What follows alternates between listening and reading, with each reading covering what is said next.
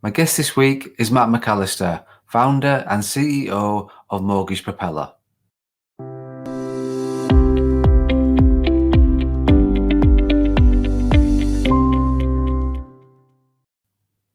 Welcome to the Mortgage Broker Broadcast with me, Craig Skelton. Join me every week where I'll be helping you develop a successful mortgage broker business. So my guest this week is Matt McAllister, founder and CEO of Mortgage Propeller, and I'll be asking him, what is Mortgage Propeller? Why did he set up Mortgage Propeller? And who is Mortgage Propeller aimed at? So welcome to the podcast, Matt. Hi, Craig. Thanks very much. Great to be here.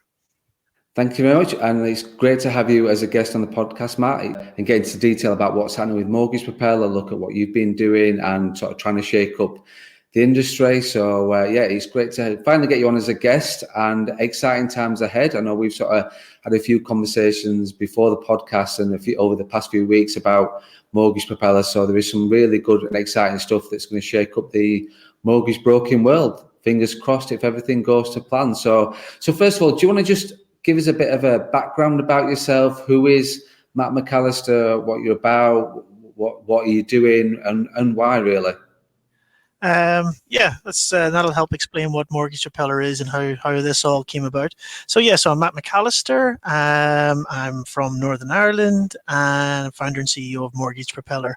My background, for nearly my career, was I was a derivatives trader, so working for myself. So one of those guys with a stripy jacket, roaring and shouting with their fingers pointing in the air. Well, that's what I thought it was going to be when I was a kid, but actually by the time I left university, that had all went online. So you were actually trading at screens. So I would have traded in London, Chicago, Germany, the DAX, Swiss. So that's what I did for a living every day in front of a bank of screens for myself. And much like a broker, whatever I made, I got to keep, but if I didn't make anything, I didn't get anything, no paychecks or anything like that. So I did that for most of my career. Fancying a change, when kids and family were coming along, I went and did an MBA. And out of the MBA, I joined a very early stage fintech startup. It was called SureHedge, and we were really at the start. I didn't really know what fintechs and startups in this world was, but I bumped into a guy that I used to trade with, and I ended up joining their firm. And this really opened my eyes to what was happening in the world. I saw 10 firms in what was known as an accelerator, and really hungry people with a wide range of ideas. I just happened to be in fintech, but there was people in med tech, e-commerce, all this sort of stuff that were getting support and mentorship and getting investment from venture capitalists to go and pursue an idea. And I suppose right at the start, I was bitten by that. I was like, oh my goodness, there's all this support out here if you're innovative. And so I stayed with the SureHedge for a couple of years. We went through FCA Sandbox. We got investment. We brought a product to market, and the SureHedge was about hedging your FX risk for companies that do business overseas and they get exposed to currency. And it was around the time of Brexit, so it was very poignant. And that was it. Where Mortgage Propeller came from was after the crash in 2008, house prices in Northern Ireland absolutely collapsed through the floor. The fastest fall in history when I looked it up and researched it. And I was very curious. I didn't know anything about property, but houses have to be worth something. I just couldn't believe how low the price was going. Like at some point it cost something to build a house. So anyway, in my genius moment, I went and bought a house with a credit card in an online auction. I was short of money at the time, and that's a story for another podcast. Wow. Yeah, I can say that is another podcast right there. That's over a pint, maybe with nobody listening. But I thought I could get a mortgage and pay the credit card. And as you know, when you max out and destroy your credit rating, you can't get a mortgage really. And also taken into the time, there was no products. So now I bought this house. I've maxed out my credit cards and I can't get a mortgage to pay it off. And it took nearly 2 years to get a mortgage. So I learned an awful lot about the process as a consumer who knew nothing. What's involved. I spoke to a lot of brokers. I spoke to a lot of lenders. I did everything I could. And when the credit rating, the interest rate rolled over at the end of the introductory period, I was under extreme pressure. I had to deliver. Finally, I got it out. So I learned a lot about that. Fast forward 8 years, and me and my wife went for a mortgage, and it was the exact same process as nearly a decade earlier. Get bank statements, get your credit rating, complete an application, lots of paperwork and scanning and IDs. And this went on, and we actually didn't, we lost that house. We didn't get the mortgage. It fell through in the time period. And I was really annoyed at this time. And so because I had been in the fintech, I was like, you're telling me nothing's changed in a decade? Tesla's, sending people to the moon and all this sort of stuff. There had to be a better way. So I just, out of curiosity, I started looking online.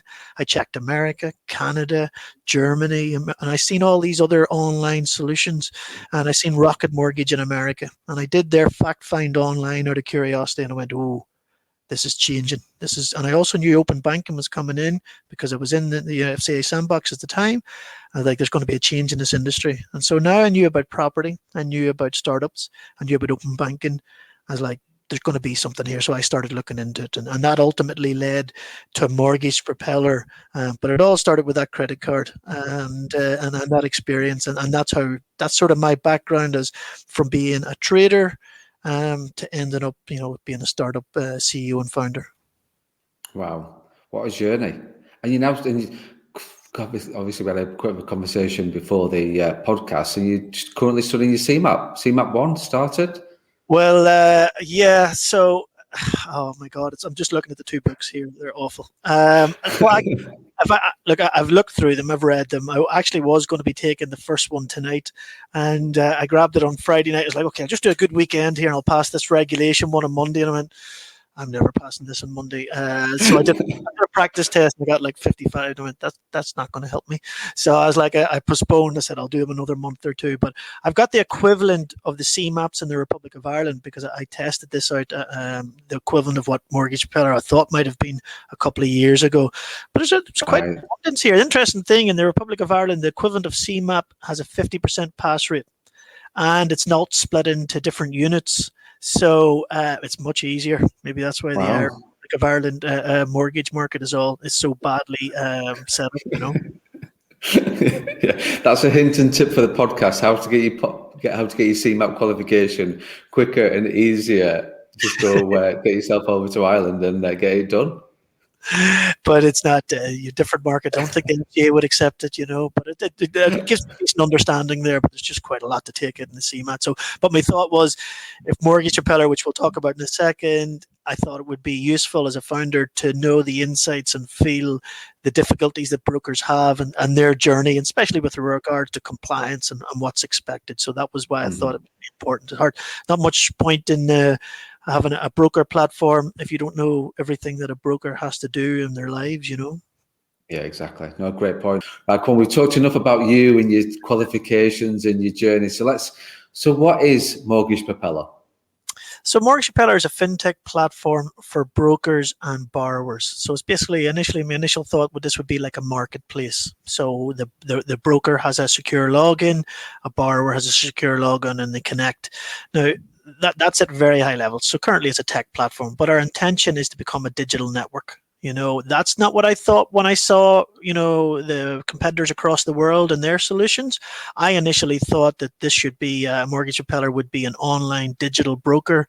But my co-founder, Paul, who when me and him first started talking about this about nearly 18 months ago, he was like, no, you've got it wrong. The brokers are king. The brokers have all the clients. The brokers are great at their jobs, but the problem is compliance and lead generation. It kills them. It reduces their capacity. It's really the crux. And when I started doing research and I would walk into brokers' offices pre-pandemic and I see thank you cards and flowers, I immediately went, no, the brokers, they just need the tools. And that's what my co-founder Paul was saying. Look, if you give them the tools of all the things that you're talking about from your background, you would be on to something. So that's what we are. That's what we hope to be in the future, as a digital network. And I think the pandemic really helped us. We launched Mortgage Propeller during the pandemic. For a number of reasons, it ended up being that way. And because everybody's doing everything online, it wasn't the end of the world. Didn't have to be face-to-face, and so we just happened to be coming up with an online solution, and that's what really got us the momentum. And so we're live since January, and we're on a pilot phase. We've got 25, I think it's 25 brokers, it might be more. We have 17 firms from across the UK, and probably had 500-600 borrower registrations. And I don't know, I need to check the stats, but we're probably at about 20 million of registrations. And basically, Mortgage Propeller makes it very easy for clients to complete the fact find, communicate with their broker, make payments if the broker charges payments. And for the broker, what it does is it takes a lot of the compliance off their plate. So, my starting point when I walked into those brokers' offices was, what happens if I walk in? How does this start? Tell me every single thing you do. And so I learned, well, we'll have to go through the compliance documents. Okay, well, I don't know. Tell me what a compliance document is, and you've got to explain your lenders. Do an illustration, your right to complain. I was like, and you do this every time? Yes. Where does it live at in the office? It lives over there, or else I print it out. So you print it out? How long does that take? Print it out for me. And so all the time that I looked at, I tried to shorten the time that a broker spends. And that's how everything that Mortgage Propeller has been thought of, is what would save time, what would increase compliance, what would give a better audit trail. And so it's more so, it's evolved. It's more so for the brokers. Yes, the clients get to do it, and clients are getting used to doing mortgages on their mobile phone. 80% of the fact finds are done on their mobile phone. We can see that. But it's more for the brokers, for compliance, for lead generation. And in the future, because we know things are coming with open banking, there's going to be you'll be very surprised, I think, in 5 years' time, how business is done now to how it will be done. And even brokers think, no, I'll just keep doing this the way I like to do it. It's inevitably going to change, and we want to be a part of that. So we just did the first bit, and we're sort of going to automate over time to try and make brokers' lives easier. That sounds exciting stuff. And I think any broker that's listening, to make their life easier, I think we've had a conversation before, and I've had a conversation with quite a few people, that my viewpoint on the world of mortgage broking at the moment is that all the data that's needed for a mortgage broker to do the job is out there somewhere, whether that's with Barclays bank statements, or with the utilities, or with Experian, or whoever. The data that the broker needs to do their job is actually already there. So bank statements, pay slips, all those sorts of things, you can get, somebody has that information already. So I think it's interesting to sort of see how, it's very exciting to see how it's going to sort of transpose over the next sort of 5 years. Absolutely. But I think you're absolutely right, Matt. There's just a bit of a antiquated way of doing things with regards to the compliance and obtaining data from clients, especially. So it is, you can clearly see that there's futures, because you've come into this without the sort of baggage really of mortgage broking for years, and this is how we've always done it. You've sort of come into the industry and looked at it and thought, there's got to be a better way than this, from your personal experience as well. So it's not as though you're just talking about it and not experienced it. You've sort of been through the whole process as well from that point of view. So I know you sort of alluded to it a little bit, but what was the whole purpose for creating Mortgage Propeller? So, I did it, went through to learn. It was difficult 10 years ago. Then we went for our mortgage a couple of years ago, and we lost that mortgage. It was a remortgage actually, and we missed it, and it led to a lot of financial stress.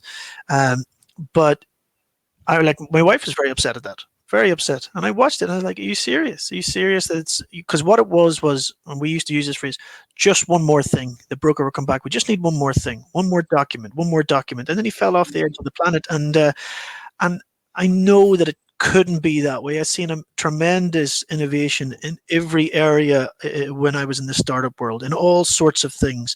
And yet this was still coming down to documents, like documents to prove something, a letter from your accountant, because I was self-employed at the time, for this, and it was amazing. And I was like, no, and it was annoying me and it was upsetting me. And I remember thinking, if I ever get a chance to fix this, I would give it a go. And that was the start of it. And I didn't know about networks. I didn't know about, the broker world. I just thought that the consumer should be able to do this online. But when I looked into it, the reason why things is really difficult is compliance. That's and getting the right information to a bank. And as you said, everything is out there. And it's funny, Microsoft just bought a company called Nuance, which has perfected, they're using AI transcribing communication between two people. Now, it's originally for medical records, but that Right. you apply that to the industry for advice, and you've just taken care and provided pristine compliance. There's another company called, I think it's Oculus. It sounds like the headset for AR, but it's not. And they have 98% correct reading of PDF documents. They are massive in America. Forbes is 500 fastest growing companies. You can see that these things are coming in to the industry, and when brokers have those tools at their fingertips, they're going to get better at their job, and it's going to get faster. And the anxiety that a consumer feels waiting to know, am I going to get my mortgage? Did they read that document? All that's going to go. And that was my motivation at the start, But you're absolutely right. When you don't have any baggage, you're seeing things and saying, well, why can't that be done like that? And compliance, yeah, but I know that you can do it this way, which would be better. But it's difficult when you're a big oil tanker to turn around, So that's why we've got a real chance of giving it a go, I think that's it. I think any change within financial services and the financial service industry is like a tanker. It always will be, because of the rules and the red tape and the regulation that we have to go through. And understandably, that is there to protect the brokers, to protect the advisors, to protect the clients and the firms. I get all that, but like you say, I'm sure with all those little bits of just those little tweaks and things that make things easier. Like whenever I speak to a mortgage broker, the one thing that frustrates them is getting the documents. That is the big thing. They'll ask a client for the 3-month bank statements. Why do you need that? Why does the underwriter need that? Why? And then can take days, it can take weeks to get those documents. The same with the pay slips. Again, it's the same thing with every single document. We get some clients that are absolutely spot on with it and get an instant reaction, but you get a lot that just because people are busy lives, people are still trying to deal with everything else that's going on in their own world, and it's just trying dropping those things and thinking about, I need to get my mortgage sorted out. It's important. It's not always the sort of their priority when we know that it is, because it's our priority, because we want to get that case done and get the case submitted, and that we want to get that underwriter the documents they need so they can get that case checked and done. So I'm going to ask you a question about, probably you've again led to it already, because it's about understanding who benefits from this, but the clients benefit and the brokers benefit, Matt. That's what you're saying. Well, I think if you're curious, go look up. There's an article written in 2017 in America. There's a venture capital company called Anderson Horowitz, early investors in Facebook. I can't remember the name of the guy, but he wrote they call it mortgage tech over there. It's been, they're much further ahead than we are, but he wrote an article that brokers' capacity should go up by a factor of 10. So in the US in 2017, with the amount of brokers, the average was 2 mortgages per month written. Now, they get much larger commissions, and he was saying that he felt that in about 6 years it would become 20 mortgage per month on average, and the potential for 90% of jobs to be lost. Now we're in 21, 22 now. He's clearly wrong, but perhaps in the next 5, 6, 7 years they might approach that. What I think will happen is that the weaker brokers will get removed from the industry, and I think that's the way it should be. And it's maybe not a nice thing to say, but when I go back 10 years ago, like I must have applied for about 35 mortgages in my life. There's no exaggeration. And I've probably went through 30 different types of broker stroke lenders. And the weaker ones who don't respond, who don't work as hard as others, the market will generally force them out when their capacity increases. If you think in your own firm there, off the top of your head, you probably see brokers that are a little bit more hungry, maybe work a little bit harder, and it's just general, and that that was very evident in the trading world. Well, when that person can now do 10 mortgages in a month as easy as he could do 7, or he doesn't need to hire an extra admin support staff to help him get to 10 or get to 12. Well, he will do 10 or 12, and the only thing stopping him is the lead generation. And if he does 10 or 12 and he's really, really good and he's loved by his borrowers, they're going to refer more to him, and he's got the capacity. And what I think will happen in due course, it feels like it's inevitable. I think there's 40,000 brokers in the UK, or thereabouts. That'll probably end up becoming 20. 22,000 if all things stay equal, and never mind the economy. And I think that is where the consumer benefits. They'll get a better broker, probably because the brokers are doing more business. Fees will reduce and almost become zero. The market will force that. There's big digital competitors that have charged no fees, and so that's what I think will happen. That's my prediction from what I've seen. It's in every other industry, but it never happened in our world, because a broker dominates his local town, because he gets the referrals in the local town. But what happens when, 2 cities over, there's an amazing broker that can do everything online efficiently with a mobile phone, and he's revered, he charges no fees. The person in the town that usually goes to the broker on the high street, he'll probably find that person 2 cities over, and the business will start going that way. That's what I think will happen.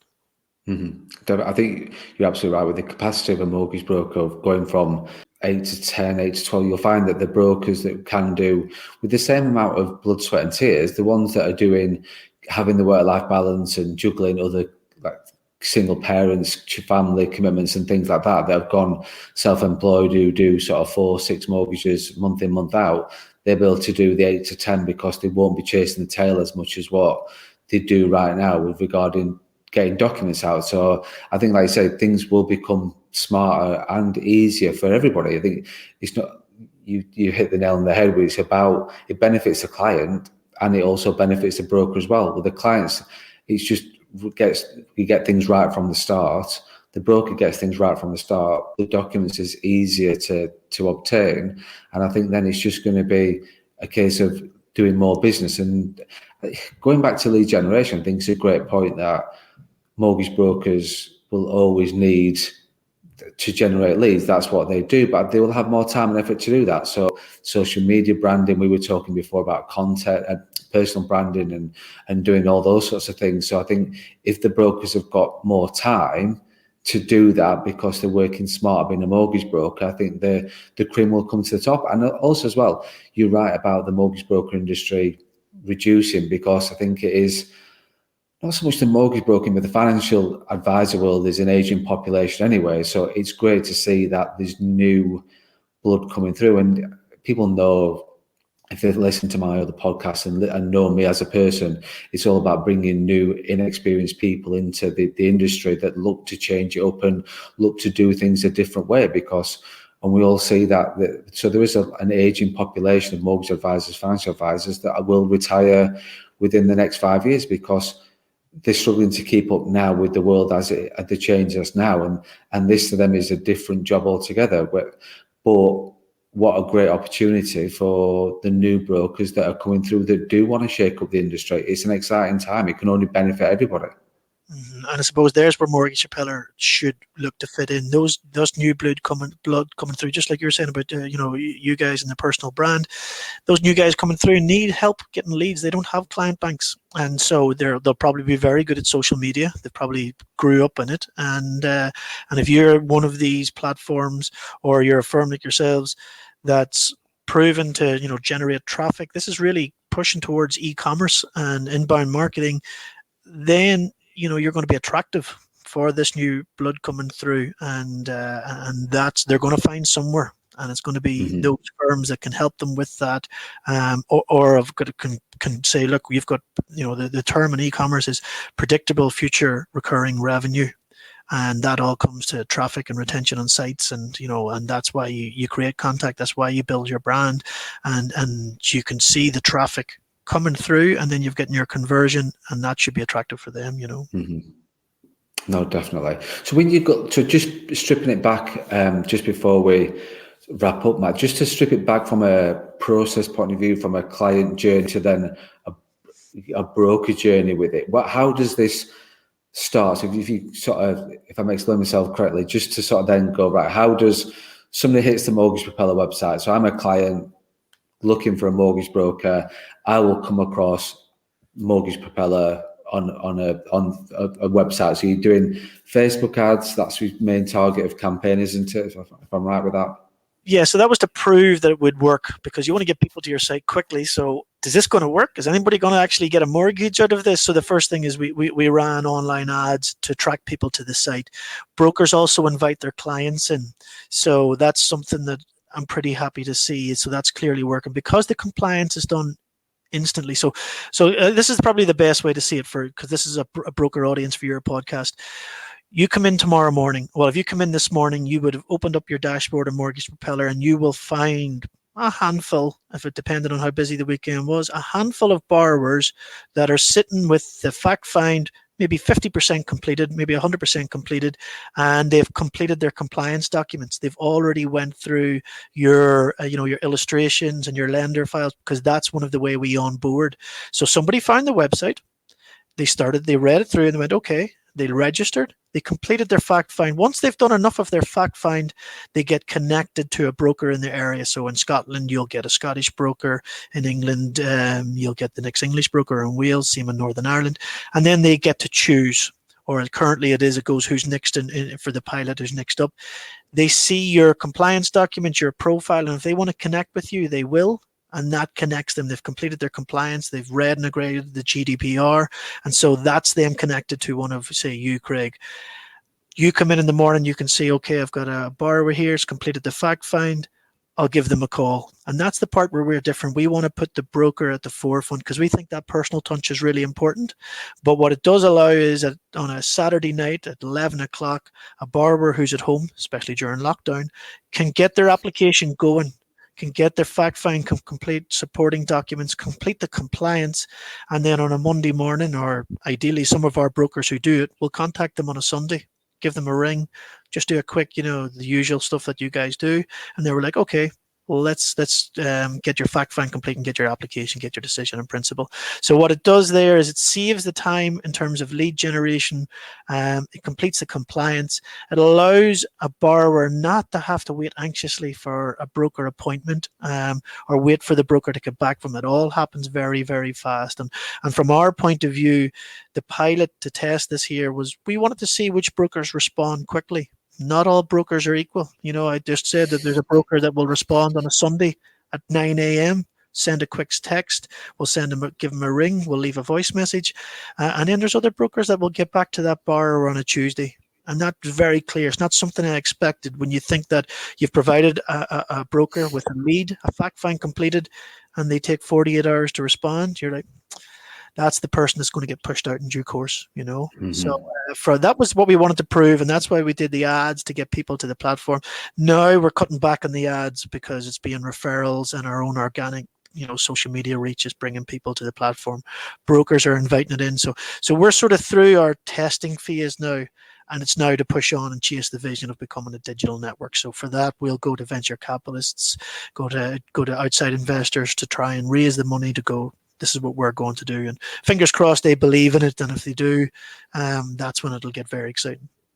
Exciting times ahead, Matt. Honestly, when I know, so we've had a few conversations now, and when we first met up quite a few weeks ago now, the way that you were talking, to say that I'm from the industry, I've been in this industry for far too long, and it's just great to see the sort of the excitement and the passion that you shared when we first sort of had a conversation like this over Teams or whatever it was. And yeah, it was clear to see your it was clear to see your passion for getting this up and running and making a real big success of it.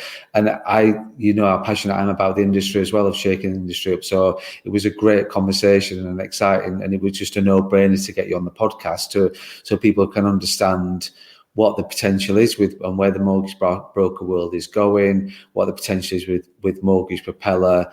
And so really, I understand the process. The client completes the fact find to a certain point, upload the documents, picked up by the broker, your business out there. So it's great to see that it is broker centric, seeing that's important, and you see the value of mortgage brokers involved with the whole process. So where Mortgage Propeller is at right now, what's the next step for you? What are you looking for from any broker's point of view? Where's the sort of where you're at with all this then, Matt, now?